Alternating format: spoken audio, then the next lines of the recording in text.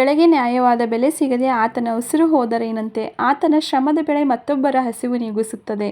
Hi hello ನಮಸ್ಕಾರ and welcome back to Shivamogga Bidar YouTube channel. ಯಾರಾದರೂ ನನ್ನ ಚಾನಲ್ನ ಫಸ್ಟ್ ಟೈಮ್ ನೋಡ್ತಾ ಇದ್ದರೆ ದಯವಿಟ್ಟು ಒಂದ್ಸಲ ಸಬ್ಸ್ಕ್ರೈಬ್ ಮಾಡಿಕೊಂಡು ವಿಡಿಯೋನ ನೋಡ್ಕೊಳ್ಳಿ. ಹಾಗೆ ವಿಡಿಯೋ ಸ್ಕಿಪ್ ಮಾಡಿ ಕೊನೆಯವರೆಗೂ ನೋಡಿ. ಇಷ್ಟ ಆದರೆ ಲೈಕ್ ಮಾಡೋದನ್ನು ಮರಿಬೇಡಿ.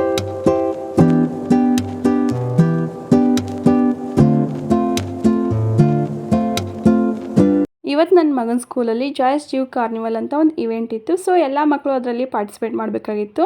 ಅದರಲ್ಲಿ ಫ್ಯಾನ್ಸಿ ಡ್ರೆಸ್ಸು, ಡಾನ್ಸು ಅಥವಾ ಕ್ಲೇ ಮಾಡಲಿಂಗು, ಪಿಕ್ ಆ್ಯಂಡ್ ಸ್ಪೀಕು ಮತ್ತು ಸ್ಪೆಲ್ ಬಿ ಮತ್ತು ರೈಮ್ಸ್ ಹೇಳೋದು, ಸ್ಟೋರಿ ಹೇಳೋದು, ಈ ಥರ ಎಲ್ಲ ಕಾಂಪಿಟೇಷನ್ ಇತ್ತು.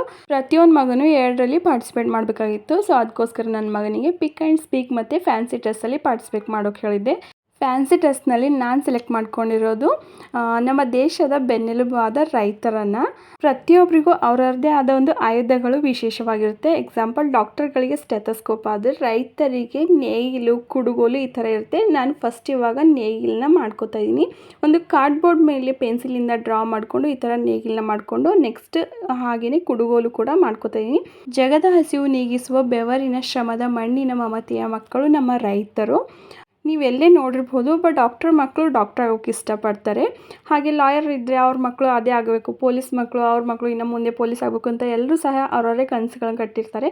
ಆದರೆ ರೈತರ ಮಕ್ಕಳು ಮಾತ್ರ ಅವ್ರ ಮಕ್ಕಳು ಮುಂದೆ ಯಾವತ್ತೂ ರೈತರಾಗಬಾರ್ದು, ದೊಡ್ಡ ವ್ಯಕ್ತಿ ಆಗಬೇಕು ಅಂತ ಕನಸನ್ನು ಕಟ್ಕೊಂಡಿರ್ತಾರೆ. ಅದಕ್ಕೆ ಅವ್ರು ಸುಮ್ಮನೆ ಹಾಗೆ ಅನ್ನಲ್ಲ, ಕಾರಣಗಳಿರುತ್ತೆ.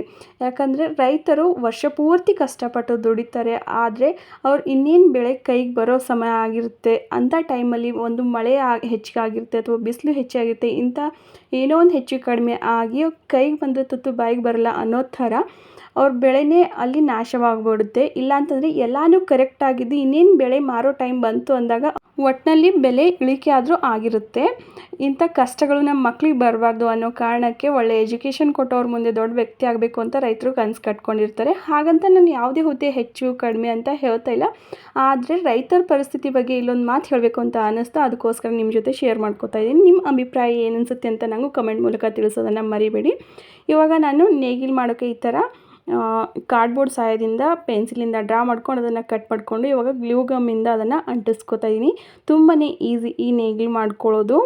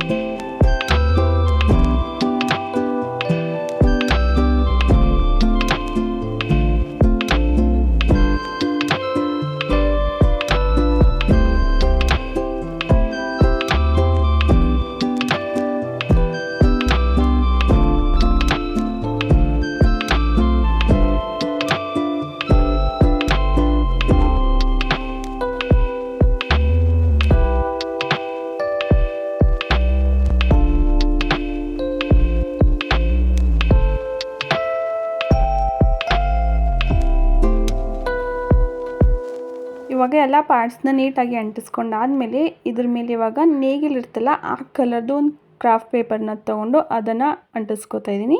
ನೆಕ್ಸ್ಟ್ ಇವಾಗ ಕುಡುಗೋಲನ್ನು ಕೂಡ ಮಾಡ್ಕೊತಾ ಇದ್ದೀನಿ. ಹಾಗೆ ಕುಕ್ಕಿಂಗು, ಹೋಮ್ ಡೆಕೋರು ಅಥವಾ ಟ್ರಾವೆಲಿಂಗ್ಸಲ್ಲಿ ಇಂಟ್ರೆಸ್ಟ್ ಇದ್ದವರು ಮಿಸ್ ಮಾಡಿದೆ ನನ್ನ ಚಾನಲ್ನ ಸಬ್ಸ್ಕ್ರೈಬ್ ಮಾಡ್ಕೊಳ್ಳಿ. ಯಾಕಂದರೆ ನಾನು ವೀಡಿಯೋಗಳನ್ನ ಮಾಡೋದು ಈ ಟಾಪಿಕ್ಸ್ಗಳನ್ನ ಇಟ್ಕೊಂಡು.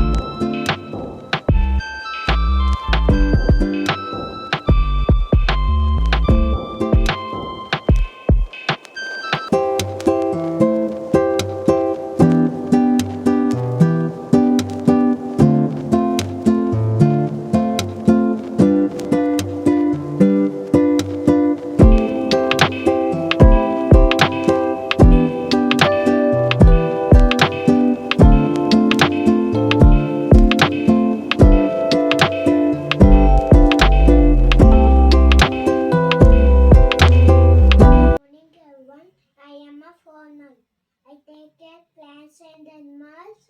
I help people by giving them food. Farmer is a backbone of our country.